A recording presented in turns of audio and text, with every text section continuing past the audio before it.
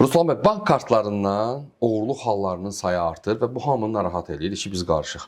Kiber təhlükəsizlikdən danışırıq, hər gün informasiya yayılır. Siz rəsmi nümayəndə olaraq bütün günü bu işlərin içərisində olan şəxs kimi nə deyə bilərsiniz və ümumiyyətlə problemin aradan qalxması üçün müraciətiniz nədən ibarətdir? Ümumilikdə qeyd etmək lazımdır ki, ictimai və iqtisadi münasibətlər inkişaf etdikcə cinayətkarlığın yeni üsul və formaları meydana çıxır ki, bunlardan biri də kiberdələduzluqdur. Kiberdələduzluq internet və rəqəmsal platformalar üzərindən həyata keçirilən, istifadəçiləri aldadaraq onlara məxsus şəxsi və maliyyə məlumatlarının ələ keçirilməsinə yönələn bir qeyri-qanuni fəaliyyətdir. Kiberdələduzluğun da özünün də çoxlu üsul və formaları mövcuddur. Ümumiyyətlə vətəndaşlarımız bilməlidirlər ki, onlara məxsus olan məlumatların məxfiliyini qorumaq banklarla, o cümlədən digər maliyyə institutları yanaşı həm də vətəndaşların özünün vəzifəsidir. Bu baxımdan qeyd etmək lazımdır ki, vətəndaşlar əksər hallarda öz şəxsi məlumatlarını şəxsən özləri üçüncü şəxslərə, dələduzlara təqdim edirlər və nəticədə də dələduzların qurbanına çevrilirlər. Ümumilikdə baxaq ki, şəxsi məlumat nədir? Şəxsi məlumat dedikdə, şəxsi məlumatın özünün də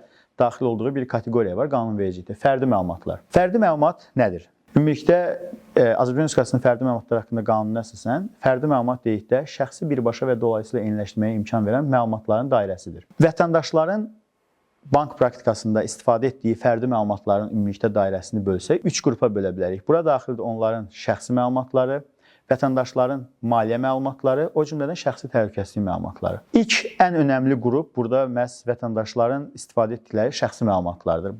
Gəlin şəxsi məlumatların dairəsini açaq. Şəxsi məlumat dedikdə vətəndaşın adı, soyadı, atasının adı, doğum tarixi, doğum yeri, yaşadığı yeri, o cümlədən onun şəxsiyyətini təsdiq edən sənədin seriya nömrəsi, fini, habelə sürücülük vəsiqəsi, pasport və digər bu tipli sənədlərə üzrə məlumatlardır. Bəs vətəndaşların maliyyə məlumatları nədir? Bura daxildir vətəndaşların bank hesab nömrələri, kart rekvizitləri, o cümlədən iş yeri məlumatları, o cümlədən də əmək haqqısı və digər gəlirləri. Üçüncü qrupa daxildir vətəndaşların şəxsi təhlükəsizlik məlumatları. Şəxsi təhlükəsizlik məlumatları isə birbaşa müştərilərin bank, o cümlədən digər sosial media hesablarına, habelə müəyyən sosial xidmət göstərən platformalara daxil olmaq üçün istifadə etdikləri təhlükəsizlik kodları, parollar, o cümlədən vətəndaşların həmin platformalarda qeydiyyata keçərkən istifadə etdikləri təhlükəsizlik sualları və onların cavabları, o tipi və ya PIN kodlar. Bu qəbuldan olan məlumatlar da vətəndaşların şəxsi təhlükəsizlik məlumatları hesab edə bilərik. Bütün hallarda demək lazımdır ki,